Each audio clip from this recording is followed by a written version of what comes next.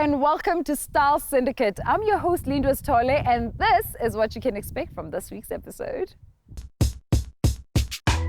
This week on Style Syndicate, we catch up with comedians Coconut Kells and Wendy Gumede. Still on that comedy tip, we take a look at what the Comedy Wildlife Photography Awards will have in store for us. And then we find out what hip-hopera means. Trust me, you'll thank me later. Have you ever noticed that sometimes animals tend to express some hilarious human-like behavior? A fish, you could have sworn, had a smile on its face, two lions engaging in some good conversation. Well, Comedy Wildlife Photography Awards will be taking place on the 22nd of October.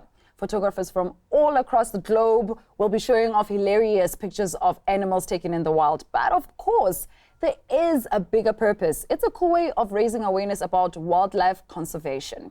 I had an interesting chat with the founder of that competition.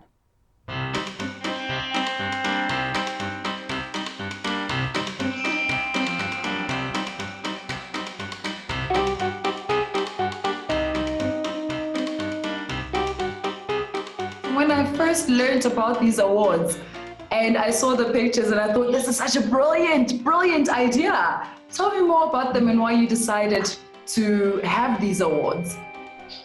Okay, so Linda, I'm a wildlife photographer myself, and I noticed over the years that my funny photos, my funny wildlife pictures, they always sold very well at exhibitions or, through the digital libraries. And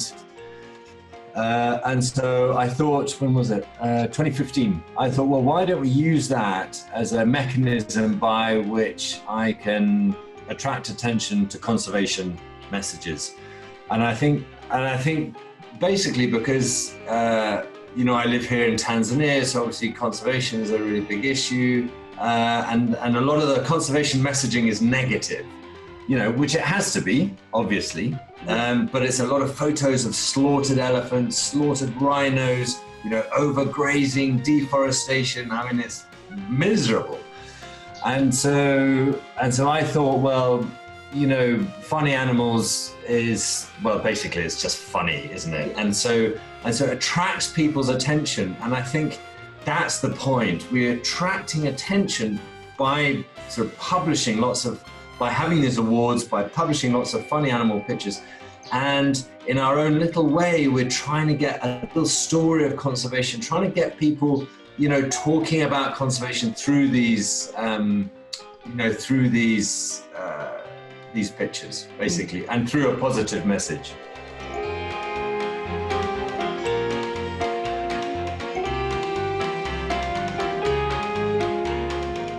And do you feel like since having these awards that you are really having that message come across? What are people saying? I mean, I think so. I think a lot of people are excited about even the concept of a positive conservation message. So, we support the Born Free Foundation, which is, a fabulous global organization helping wildlife, out of sort of wildlife slavery, really, and putting it back in the wild. And they're a great organization. And I think, people are, it's a little bit of a bigger picture thing. People are beginning to say, okay, well, we can talk about conservation positively and we can move forward, and it's energizing people. So little by little. Yeah. All right. And now when it comes to the actual awards, what do you look for, or how do you even, before you even get to the awards, I'm so curious about how do you even get that exact moment where they're showing the human-like expression or the funny expressions? How do you even get that? Is there like a proper timing, or do you just have to take pictures and hope for the best? So that thing, when you're out taking pictures of wildlife, I mean, it's, you're always hoping for that magic moment where the light is right or the behavior is right. And then just sometimes you look at something and you go, hang on, that looks like Uncle Bob, that does. Or, whoa, why are you sticking your bottom in the air? Or whatever it is. So you take that picture and then you look at it and you go, do you know what, that is hilarious. I'm definitely going to enter that into the Comedy Wildlife Photo Awards. So basically with Comedy Wildlife, it's luck. Yeah. Because it's like, you know, the animal does something anthropomorphic, and then and then it's your expertise which then captures that moment.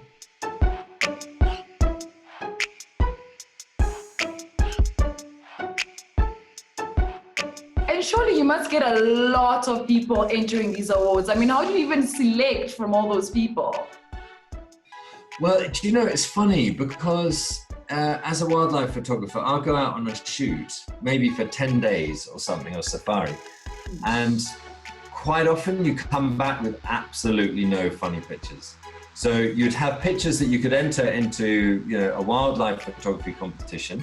Yeah. But funny ones, they're fewer and far between. But this year we had over 7,000 entries, which for us is a lot. That is a lot. What does the winner get?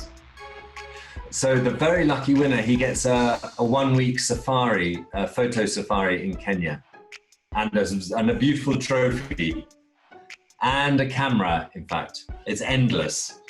Yeah. Nice. Will there be like some sort of event, or you just announce the winner? Will you be making a big deal out of it? So every year we've always had an exhibition and awards event. Obviously this year, it's a bit of a grim year. So all events, big public events, are closed. The competition is based out of the UK, although it's obviously a global competition. So our events are normally in London, and we will have a live online event. I think it's going to be live on YouTube.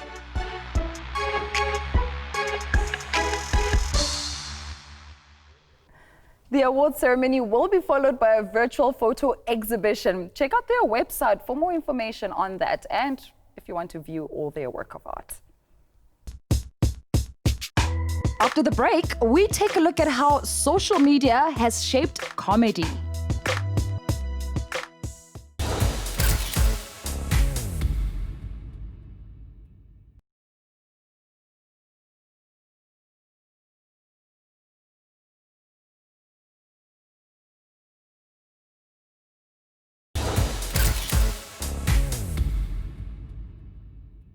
Social media seems to be changing the face of comedy. It's become the go-to platform for comedians wanting to promote their work, especially during lockdown. And going forward, some may not have to rely on club owners and club managers to get that space, that spot on stage. But can traditional comedy survive in the face of social media? Well, I hung out with two of the funniest people online to find out what their thoughts were on that.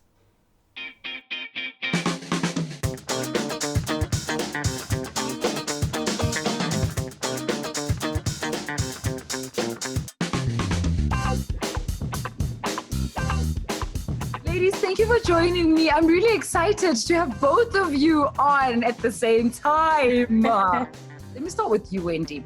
How has social media helped promote the work that you do? It really, it's elevated my visibility.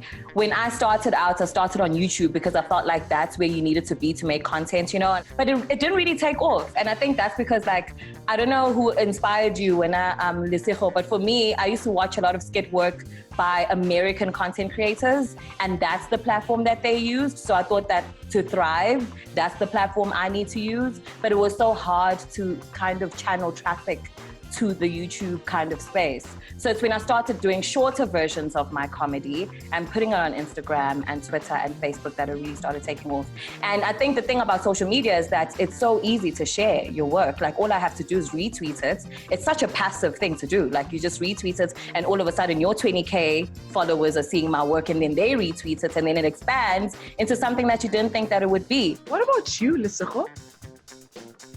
It's the same thing in terms of like what social media has done for me, but I never started on YouTube. I started on my private Facebook page. It was just a thing for me to like articulate my thoughts for my white friends, especially just to be like, why don't you guys care about certain issues, and how do I get you to engage with such things like, you know, what's happening at Pretoria Girls High, or every time a black man dies in the US, or every time things happen in South Africa. So why aren't you guys communicating, and how do I get that to happen?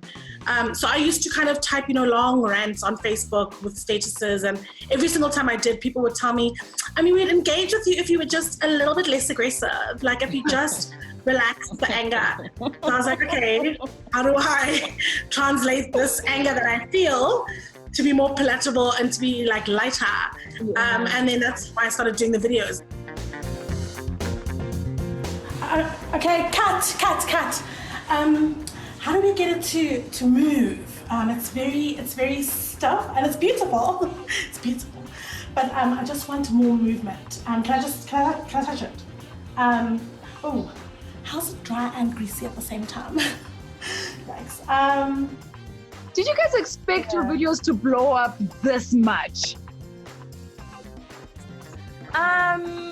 Not really, especially for like how things started off for me. Like it was very gradual, it was really slow. At some point I started just focusing on trying to get myself into TV or like writing for TV or whatever. I did not think that the work that I was doing online would be the work that will propel me and you know, end up making me money, I guess. It was like kind of, I did and I didn't. I expected it to be big, Oh, it sounds so weird to say. But I didn't expect it to be this big. So I think I expected, because of the fact that it was really, really popular with my friends and they were like, you've got to share it. And the feedback I was getting was really amazing. I expected it to be something that maybe people would like, but I didn't expect it to be, like Wendy said, something that I'm making money off of and something that I left my job for, and something that's literally my main hustle. So I did not expect that, and I didn't expect to make more money than I made in a stable job doing funny videos online. Wangihambe ngathi sisenkondlweni ngagcina nini ukubona abantu abamnyama selokhu nje ngashada laba angikwazi ngisho ukwenza ibrayi siyahleba ke manje bukani mina ngidla inyama ethoswe ngecoconut oil yafaka usawoti kuphela. Beyonce le hot sauce yakho hlezi ukhuluma ngayo, hot sauce in my bag ngizoyidinga namhlanje mntana anginayo ngizoze nje ngizohlala eduze kwakho ngeke isinga isikhwama leso cha ngizoze ungangilahli nangeza.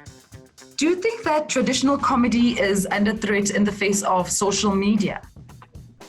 No, but I think that comedians are going to have to adapt and do both, because obviously brand collaborations, people aren't looking at the clubs anymore for that kind of work. So I do think that stand-up comedians need to get with the digital revolution, if you will.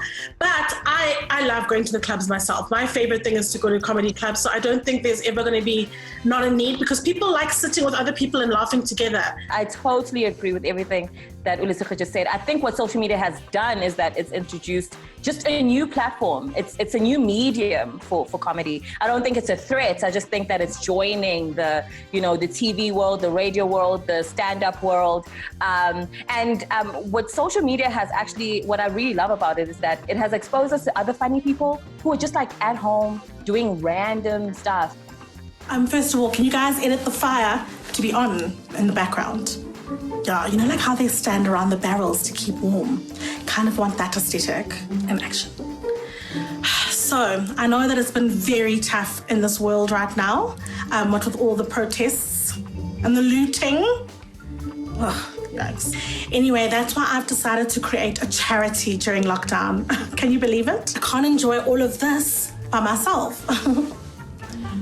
Toasty. Anyway, let me show you some of what I've been doing to give back. But first, a sip for me. What are you guys working on at the moment? Kels, I know you're doing something with Comedy Central. It's Comedians in Quarantine.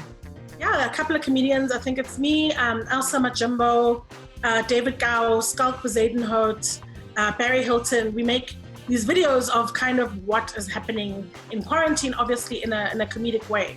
So yeah, mine have been specifically Karen-esque, you know, like self-defense for racists, and doing charity work for the Kels's Caucasian kids.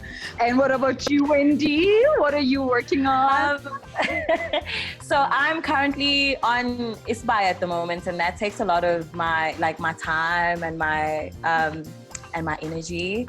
And so I started off as a writer on the show, and I now have a character that I play on the show. And a lot of the work that I've been doing during quarantine is just, you know, partnering with brands that feel like my brand aligns with theirs, and I've been creating content for them. So babe, you're paying for this, right? The bill is like 2,000 Rand. That's nothing.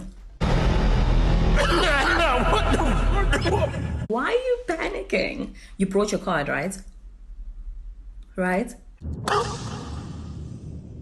I paid the last time.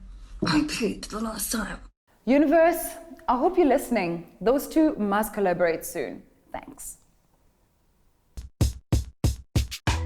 After the break, I take a look at a new genre of music.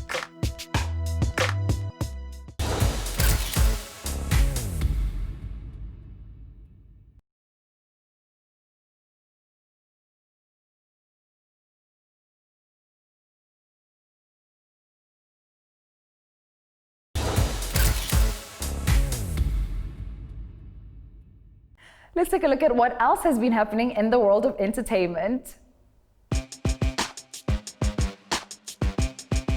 I want to touch on some sad news. US singer John Legend and celebrity wife Chrissy Teigen are mourning the loss of their unborn baby. Teigen says she was hospitalized for excessive bleeding. Doctors weren't able to stop it, therefore leading to her miscarriage. The couple thanked fans for their messages of support and for sending them positive energy and prayers.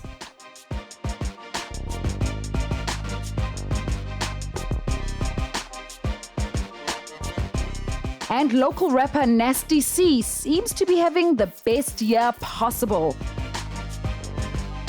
Not only was it just announced that he has been nominated for an international award, he just released a Netflix docu-series called Zulu Man in Japan. In it, we see him exploring the Japanese culture, music, and fashion. In an effort to celebrate all of that, he took some of us out to lunch. Their freedom to just express who they are without really caring about what anybody else has to say about it. That really changed the way I look at people, but it also changed the way I look at myself.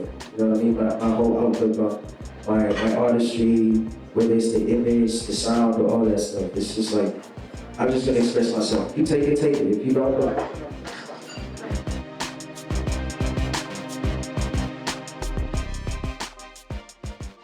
I've discovered a new genre of music called hip-opera. Hip-hop and opera, and it's mostly done by Nigerian-American Babatunde Akin Boboye. He's the real deal. He's performed at places such as the LA Opera and Opera Santa Barbara. He's also had the pleasure of playing some of the biggest baritone roles. He's recently uploaded a video remaking rapper Kendrick Lamar's Humble, and I promise you since then, fans all over the world just can't seem to get enough of him.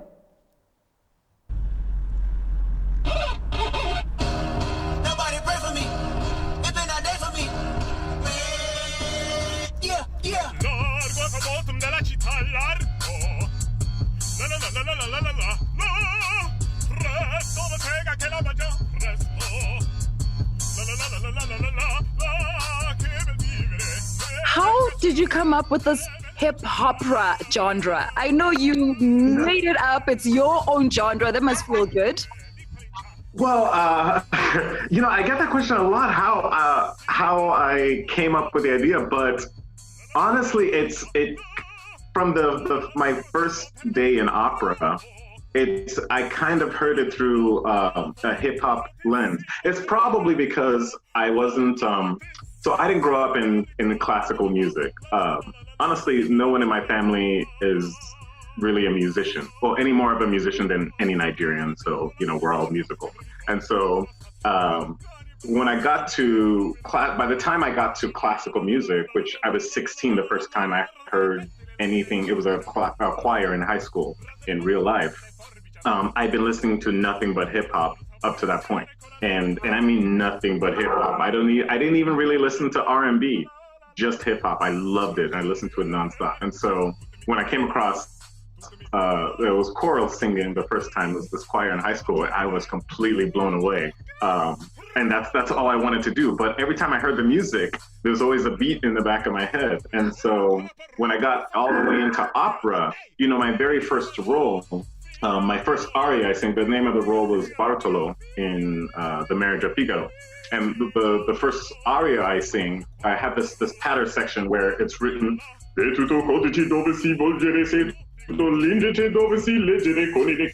that's how it went. But in my head, I heard, and in my head, it was always like a beat underneath almost everything I was singing. Obviously, I had to kind of keep it internal, but it actually helped me with, because I kind of got thrown into the deep end of opera.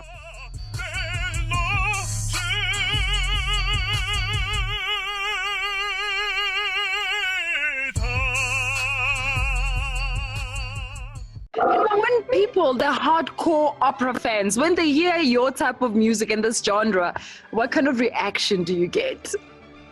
I honestly, most of it has been very pleasant. And that and to be real, that probably has more to do with the culture of opera. Meaning, if it's something they very much did not like, they're gonna talk about it, but not anywhere where I'm gonna find out. It's not gonna be in the comment section. It's not, it's like they're gonna find the others who dislike it and have that conversation amongst themselves. So, as far as I've experienced, everyone loves it. It's been great. It's been well received. People are very, very excited. A lot of my peers in the industry are very excited because they feel like it might potentially inject some new life into opera. And you're right, people really do love your videos.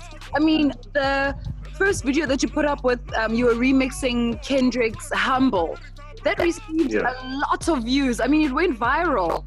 Did you expect that? Yeah, I had I thought a lot of my peers would like it. So I didn't even put it on my professional Facebook. I just put it on my personal one. I just uploaded it. And honestly, I uploaded it wrong the first time and I had to download it and I made a mistake. I re-uploaded it and pressed it. Oh, I like it. It was in the evening. So, I went to sleep. I woke up the next morning and as I'm a performer, so I like the attention. So I saw, before I went to bed, I was like, oh, people are sharing it. Okay, that's great. But the next morning I was overwhelmed. I was completely blown away. And then within the week, I was getting calls from, Time and a bunch of television network and the news. And it was really, it was not what I expected. Because honestly, it's something I do in the car by myself all the time. I'll come out of rehearsal where I've been singing opera for 6 hours or whatever, and I get in the car, I don't want to hear opera anymore, I'm putting on hip hop. But I still have the opera songs in my head, and so I just kind of sing it, and I'm not gonna, it has to line up to the beat for me. I think I just, like, hip hop is too much in me, I can't just be off the beat. And so I've been doing that forever. So I put it up, I thought a few of my colleagues would like it, but then it started spreading outside of my network, and then outside of that network, and so that, no, I didn't expect that.